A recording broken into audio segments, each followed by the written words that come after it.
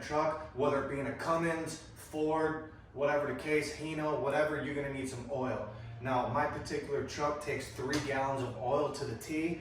Then you're gonna need an oil filter, and you know Oz is gonna run that Rotella because it is the best oil on the market. And if they're out of Rotella, I'll get some Delvac, and that's my second choice.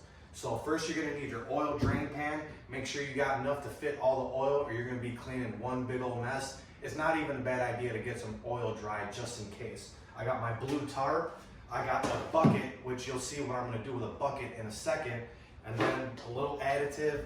I use Lucas Synthetic Pure Oil Stabilizer, and I don't use a whole lot of it because it can really thicken up your oil. So I usually add about a couple glugs, or maybe about a quarter of the bottle will go with that. I got my creeper, and then I got my oil filter wrench with my 2 extensions and my 3/8 drive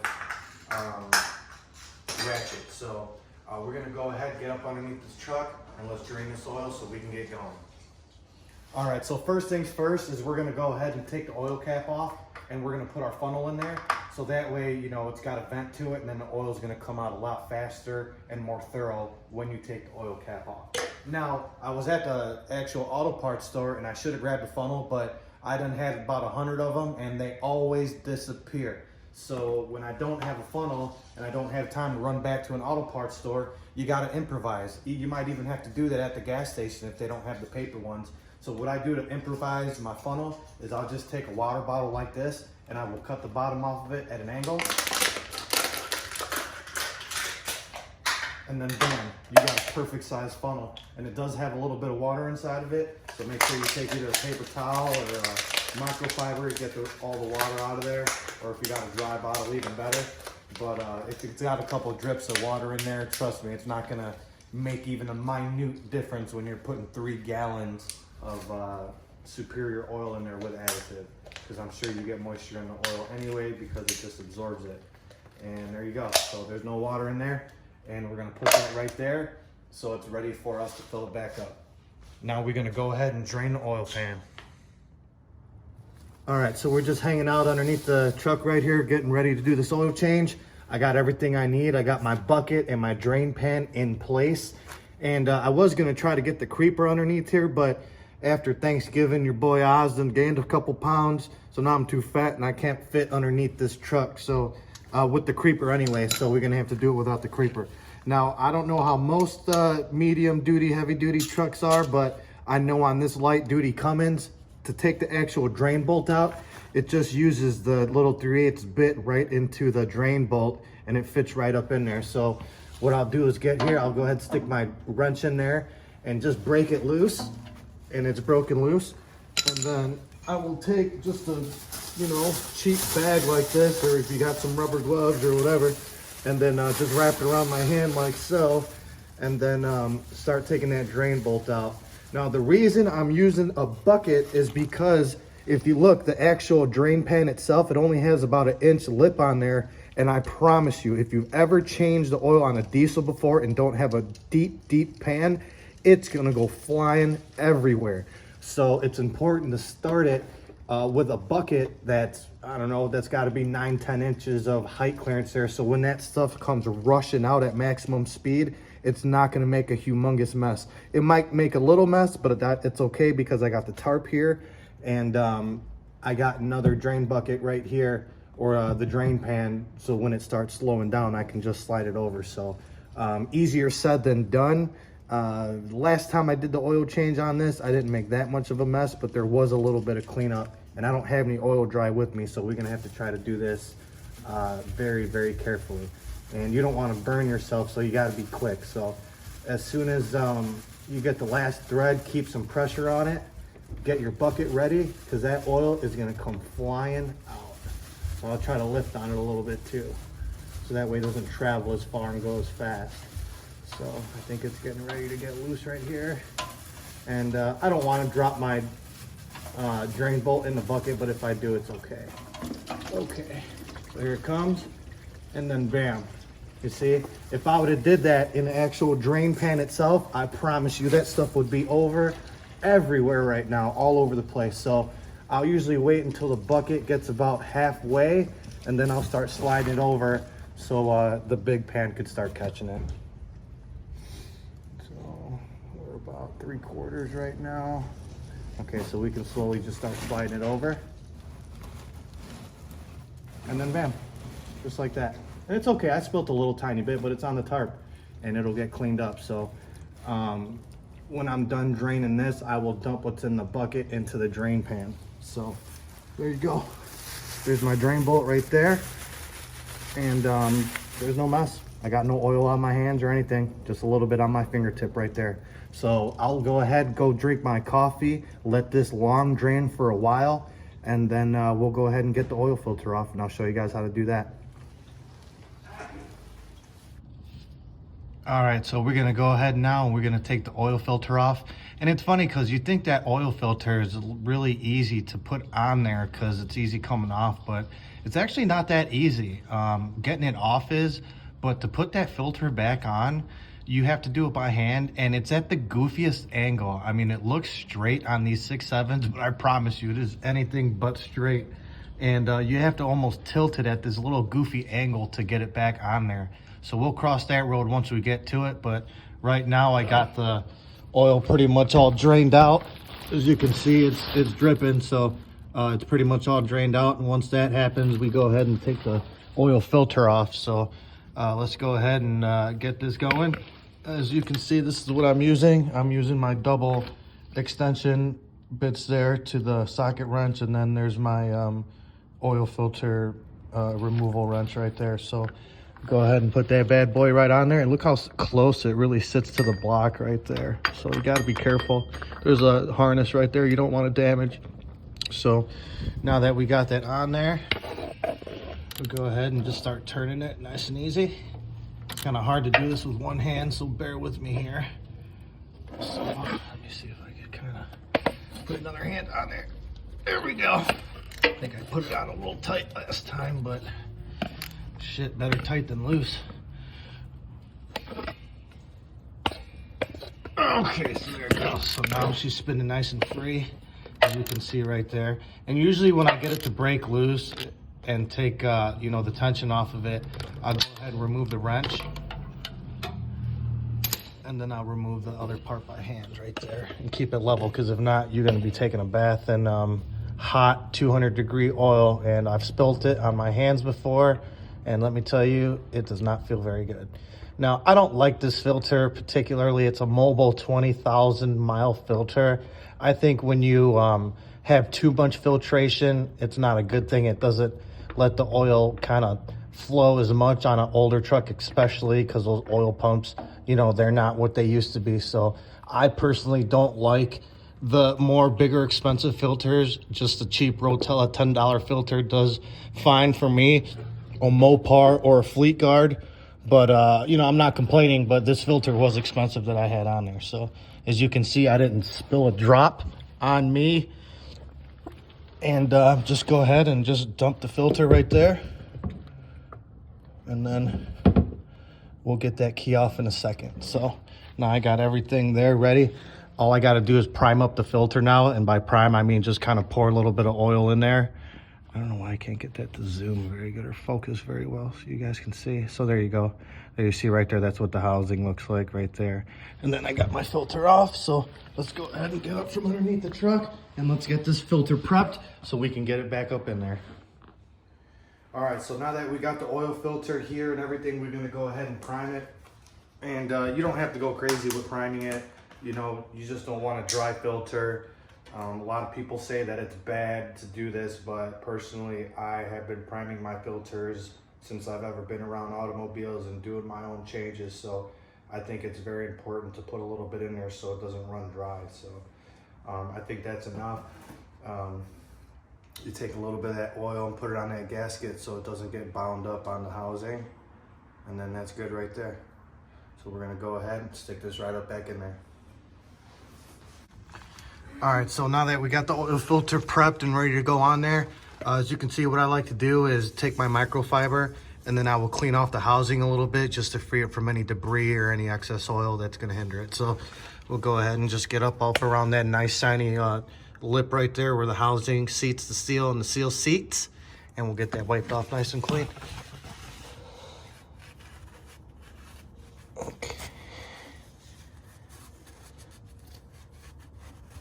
Alrighty, so now that that's nice and clean right there and got a good clean surface, we pre-oiled the filter and the gasket on there. You put a little bit on there so that way it slides nice and easy. And if you ever put these on there without putting oil on the gasket, you can feel how it gets bound up and it doesn't spin on there. So I've kind of developed a little skill after a while putting these on, and you got to kind of feel the threads on it. You put your thumb right there at the bottom and then just start spinning ever slow slightly, and look, I got it there on the first try. On Nighthawk, I don't know what it is about that truck, but it's got the exact same setup, and it takes me like 10 minutes to get the filter on that truck every single time. Why? I have no clue. So now that we got it on there, you want to spin it so it's snug as a bug, and then usually hand tight is pretty good. And then I'll check them every so often. You know, you want to check it and make sure that it's nice and tight, you know, every 1,000 miles or so, or when you're doing your inspections. I like the white filters because you can easily see if there's any oil that's you know, leaking from the housing or from the actual seal on the oil filter itself. And you got to look on there because sometimes the actual gasket from the old oil filter can be on there, and then you can have two gaskets on there, it won't seal. It's happened to me before when I took my oil to get done. And this is pretty much why I do my own oil changes, because the last time that I took it in, which was a long time ago, they actually double gasketed it from an old gasket from the old filter that was on there, and it was leaking. And then on top of that, they overfilled my oil, which is super dangerous. I would rather have less than more. So that's why your boy Oz does his own, and it saves me a ton of money. So that's good right there. That's hand tight, snug as a bug. And I think that actual pan is pretty much ready to be sealed up by putting the actual drain bolt back in there. So I'm gonna go ahead and clean that up with my microfiber, put it back in there just like how I removed it, and then we're gonna go ahead and add the oil. All right, so here's my drain bolt right here. And I always just kind of free it of, you know, extra oil or debris or anything that can be on there. You know, that might hinder it from sealing completely against the oil pan there. And I usually change these every 5 oil changes. They last quite a bit. You can get them at any local auto parts store, and it just takes your 3/8 ratchet drive, and you can see the metal and everything is nice and pretty on that one. So we got it all cleaned up, and then we're gonna wipe off the bottom of our oil pan just like that. Make sure you get all that crud off of there, and then bam, you can see right there how nice and clean that is. Then we'll take it, and you just thread that bad boy right up in there, and that's it. Final tightening of it. But we'll go ahead and just tighten it right now if I can find my socket wrench here. So bam, go ahead and flick that into the proper position there. Righty tighty, lefty loosey, and then bam, she's tight. So now that we got tightened up, you can go ahead, pull on our tarp, and everything's gonna come right along with it.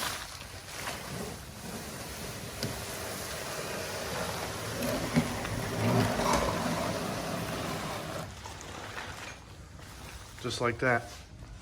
Look, very little oil. I just got a couple little oil spots right down there, and then I'll be able to wipe that up easily. So I actually didn't make much of a mess this time, so I'm quite happy. All right, so I got my makeshift funnel right there. As you can see, that's gonna work out perfectly. I mean, it almost seats right up in there. So we're gonna wipe the inside of this for any debris, although I already did, but I'll just do it one more time because I have OCD.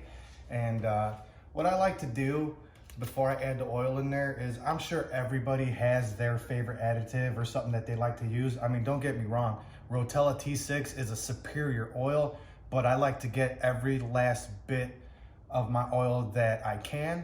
And by doing that, I'll use the Lucas synthetic oil stabilizer. Now, they sold a bajillion gallons of this stuff for a reason. It's superior. I've been using Lucas products ever since I was 15 years old, and I've never lost a motor on my car. But just like anything else, you want to do it in moderation. So what I usually do is just kind of put a couple glugs, and you can see this actual Lucas synthetic oil stabilizer is a lot thinner than the other kind. So it'll move around there quite freely. And the nice thing I like about Lucas is it helps kind of quiet down the motor.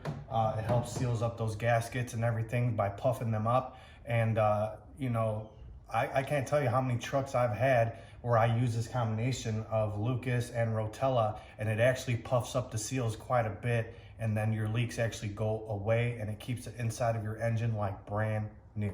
So now that we put a couple glugs of that in there, and I'll kind of top off with that over time. If I notice the oil is starting to consume a little bit or something, I will add a little bit more as needed, but this truck does not consume barely any oil at all.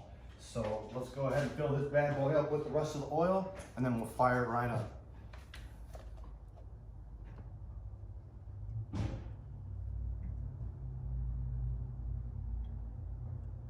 Drink, drink, glug, glug, glug. Look at that golden, beautiful oil. I'll never run anything but T6. I actually ran the same oil, but in 5W40 in my Subaru also.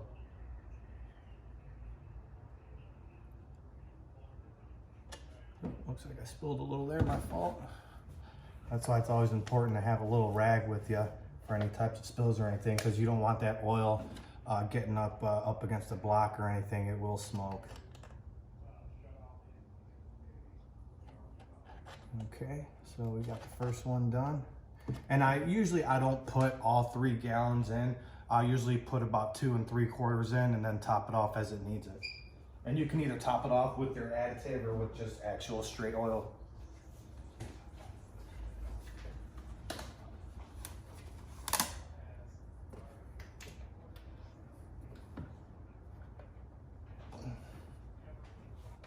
There we go.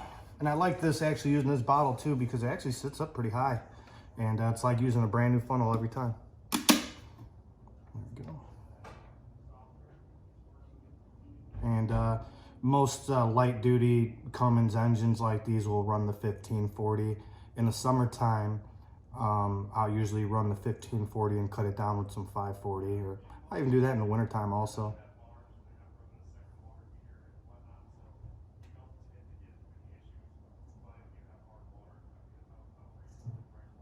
Okay, that's the second one.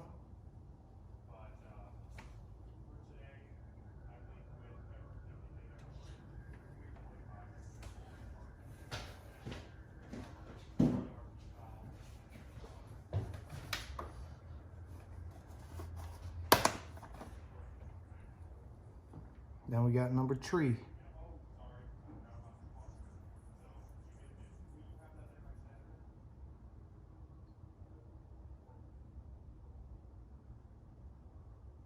Okay, and right about there. So I got just a little tiny bit left in here. It's about a quarter of the way up right there. So we'll use that as top off, or I'll even mix in a little bit of Lucas in there too to kind of thicken up that top off a little bit. So great for in between the changes.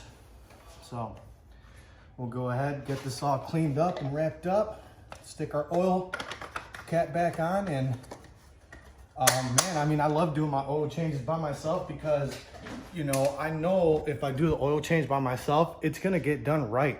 And you know, I think the average PM price these days is about anywhere from $300 to $400. I got all this done for $100. So next we're gonna do the diesel filter, but I still got some mileage on that. And I don't know if you guys know about these, but the Cummins themselves actually have these diesel caps that are plastic. So I actually got a billet one for mine, so that way it comes off easy. Because if you got them plastic ones, those things are such a pain in the butt. And you can see it right there, right down there. That's my billet one. And the bit I used to get that billet one off is right here. I think it's this one. It's one of these. And that's a 1 1/8.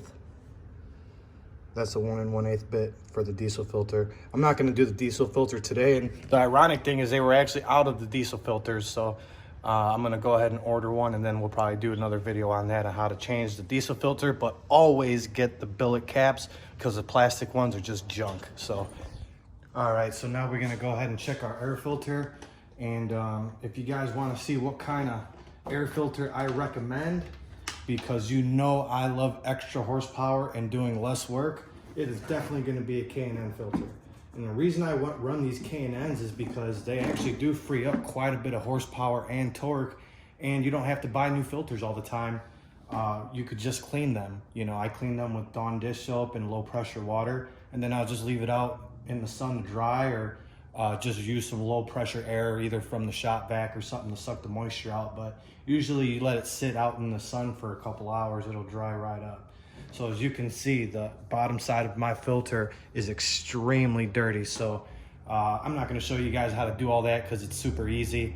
And honestly, all I'm gonna do is just squirt a little bit of Dawn dish soap in between right here, or you can go buy some K&N filter cleaner. But I know Dawn dish soap works well because I've been cleaning these filters for years. So we'll go ahead, get that all cleaned up, and it should look just like that when I'm done. And then they sell the charger kit so you can re-grease it, but I kind of like them better when they're dry. But when they get too dry, I'll go ahead to the auto parts store and grab a little bit of that recharge kit and spray some on there. So we're gonna go ahead and get that cleaned up and get it right back in there. So I went ahead and just squirted it in between all the little runs right here with some Dawn dish soap. And then I took my garden hose and just kind of worked it through there, and blew it outwards where it came in, or was coming in. As you could see, I mean, it cleaned up pretty good. I just saved myself, you know, anywhere from $15 to $20, just because I made a one-time investment of like 55 bucks for the K&N. So I'm gonna go ahead and use my shop vac to take the excess water out of there, and then just wipe it clean with a microfiber. Let it sit out in the sun for an hour or two, and it'll be brand new, good to go. And before I do that, what I like to do is just kind of open up the lid here, and then just kind of wipe down the inside of it to, you know, just get it clear from any debris that could be sitting in there that can build up. So that way, you know, it stays nice and clean here. And proper maintenance like this will actually save you gas mileage and money. So, got that all wiped down right there. We'll get this filter cleaned up and dried off, and then we'll stick that right back up in there. I hope you guys enjoyed doing an oil change with Oz, with Tow Trucks, Cars, and Energy Drinks. So I'm gonna get this mess all cleaned up. And as always, everyone, stay frosty. Please like and subscribe. Do your own maintenance, because you know it's gonna get done right. And that's it. So everyone, just have a safe winter time, and always watch your back. So peace out all.